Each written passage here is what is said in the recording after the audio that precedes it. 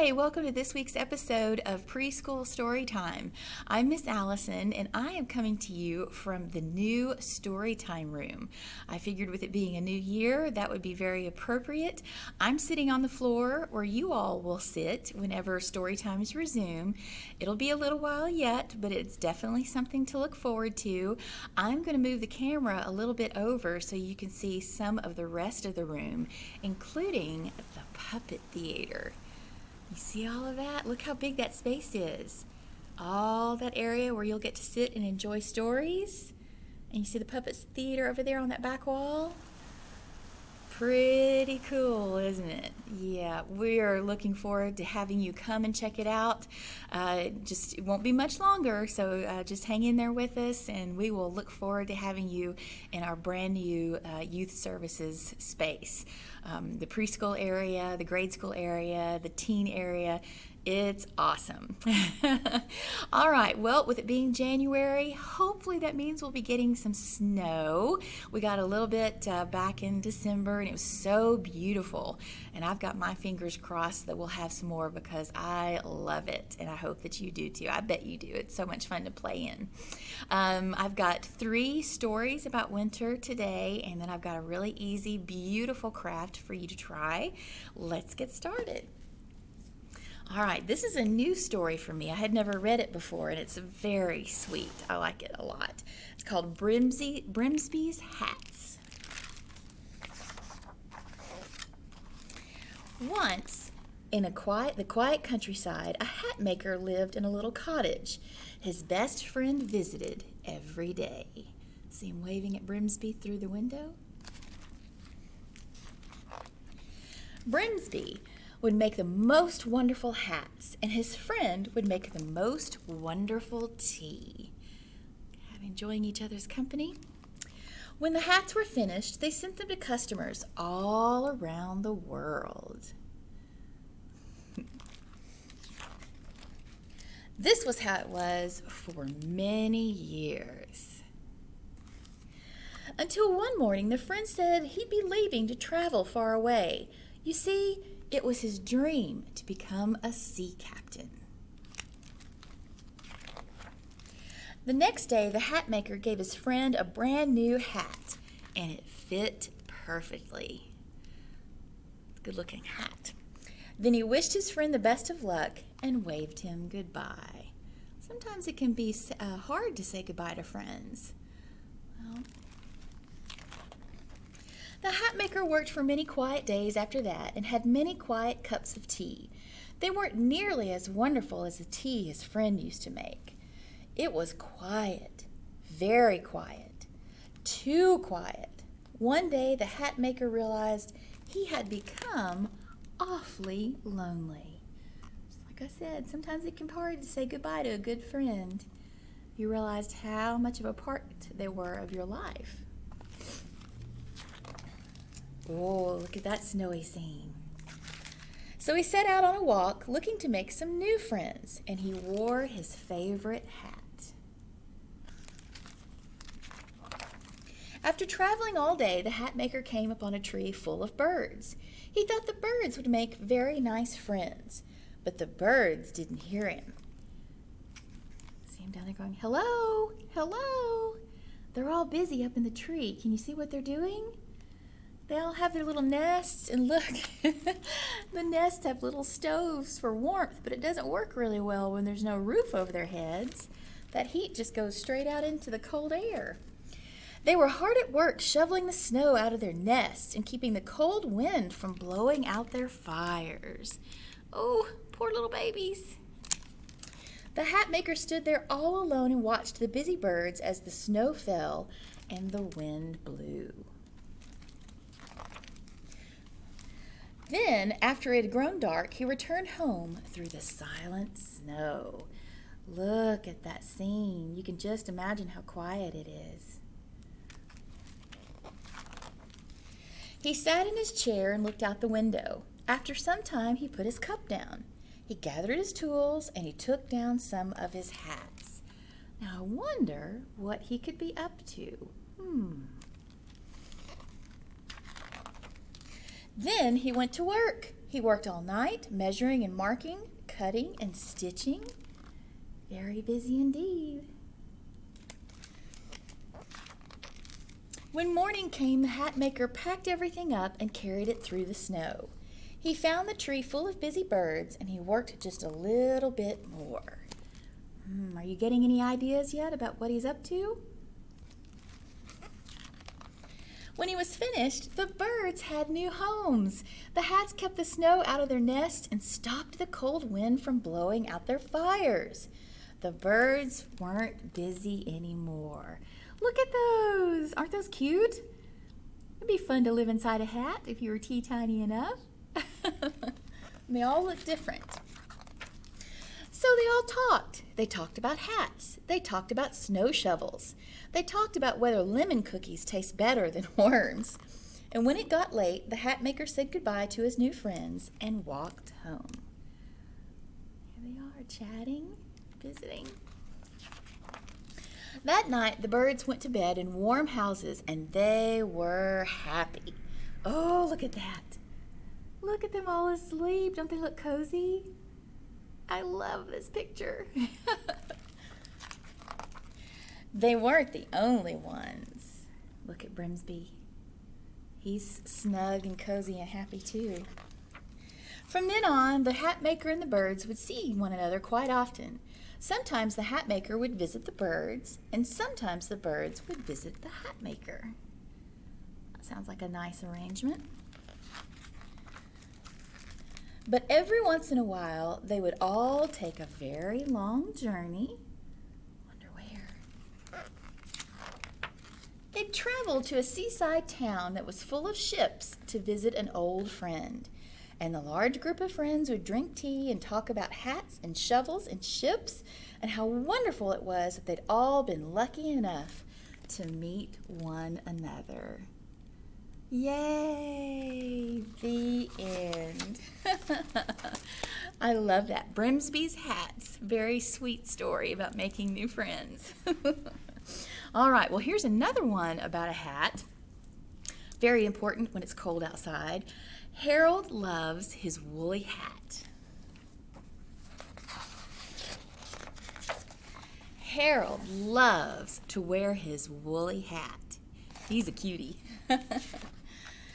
Even in the summertime, he wears it when he goes to school. He wears it when he goes to sleep. Harold even wears his woolly hat when he takes his monthly bath. You take a bath more than once a month, don't you? Yeah, I hope so. When Harold wears his woolly hat, he knows he's a special bear, different from all the other bears. Yep, he stands out. Then one day, a crow swoops down and steals Harold's woolly hat. Now I look just like all the other bears, thinks Harold. How will anyone know that I am a very special bear? How indeed. Harold has to win back his woolly hat.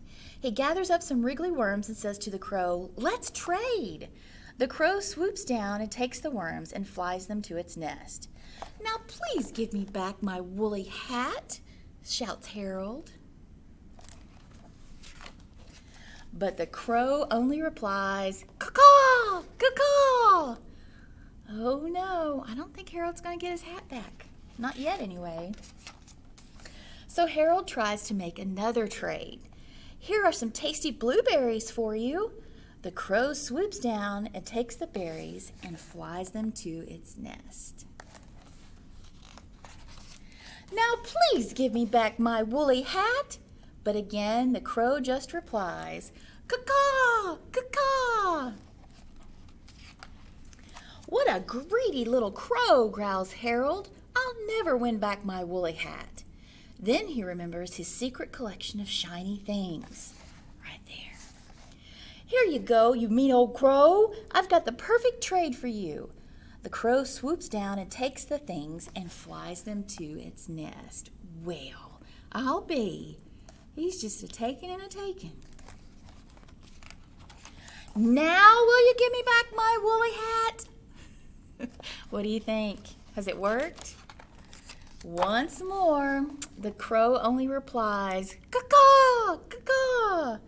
There's just one thing left for Harold to do. What is that one thing? He hides behind a rock and waits until the crow flies away. Then he sneaks over to the tree and climbs up and up and up and up to the tippy top, getting tongue-tied, and he sees baby crows. That's what that crow is using his hat for, to make the nest nice and soft and warm. Oh, well, let's see. Harold tucks the crows in tight, then quietly climbs down from the nest. Even without my woolly hat, he whispers, I'm still a very special bear. Indeed. A helpful bear named Harold. See him handing the honey to feed the babies? Oh, look, there they go, leaving the nest. You see Harold's hat still in there. Yay for Harold and his woolly hat. Okay, one more, and then I'm going to show you our craft, which is really easy and very, very pretty. Foxes in the snow.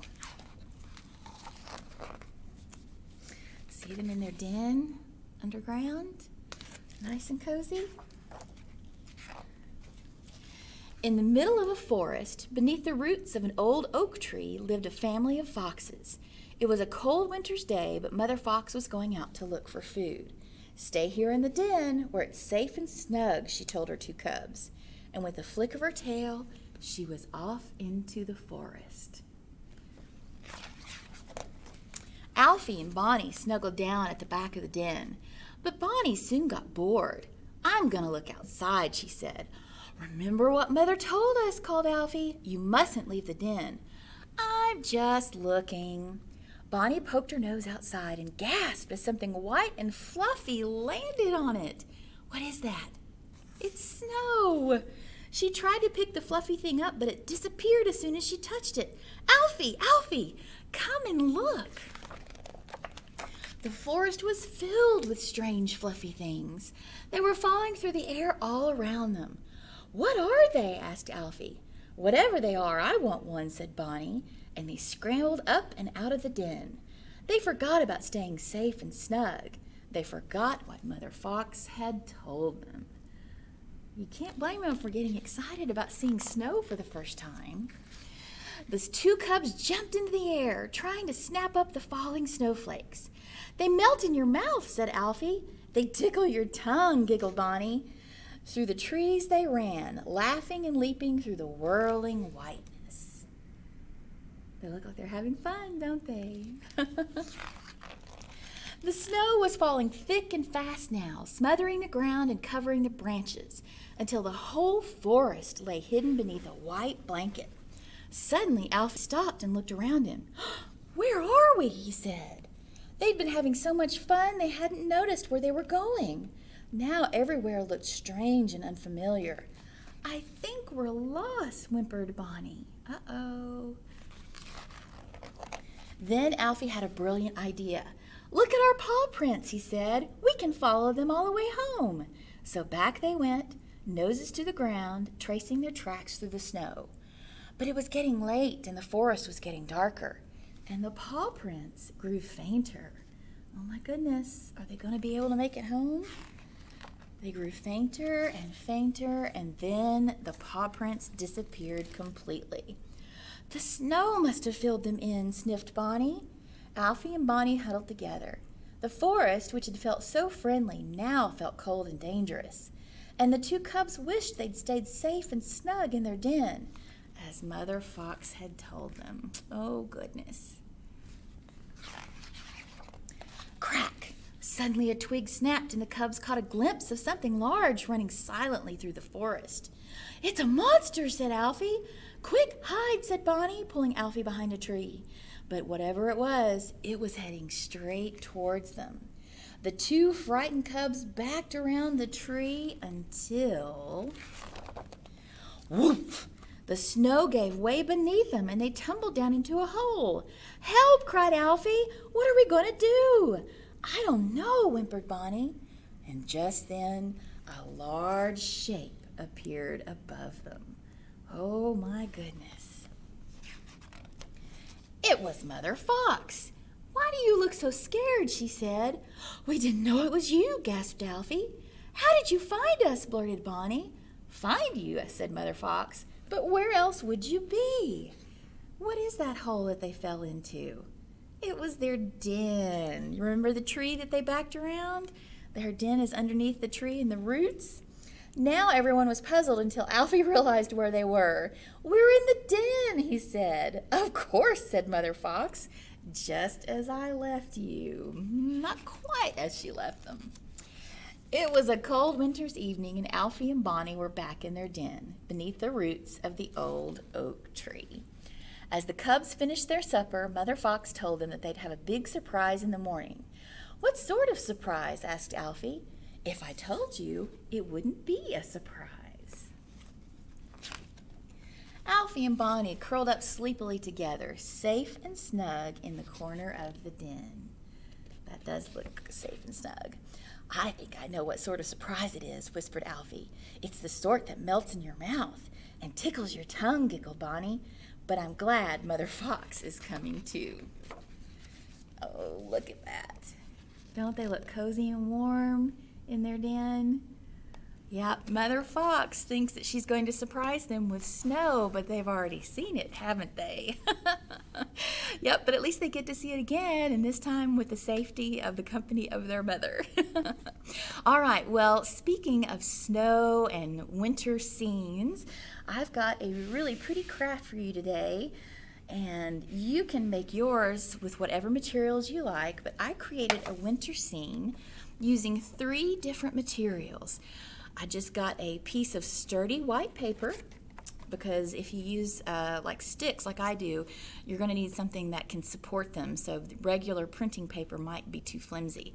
So if you get like cardstock or construction paper, it might be better. Or you can even paint a piece of cardboard white. But I just went out and I picked up some sticks in my backyard, and I broke them into pieces, and I glued them in the shape of a tree. And then I used little bitty pieces of torn red tissue paper, and those are supposed to be cardinals. I love seeing cardinals in the trees at this time of the year because they're these beautiful bursts of color, and I just think they're gorgeous. And then I used glue and glitter to put snowflakes in the scene and a little bit of snow drifting down at the bottom. And then if you look really close, you can see I've also let the snow collect on top of the branches as well. But I've used 3 different types of materials to create this art project. You don't have to use these 3 same materials. You can use your imagination and just get resourceful and look around the house, kind of go on a scavenger hunt to see what kind of materials you have lying around that you can use to create your own winter scene. All right? And as always, you're invited to put a picture of your work underneath this video on our Facebook page. We'd love to see what you came up with. All right. Well, that's Preschool Story Time for this week. I'll look forward to seeing you again soon. Bye.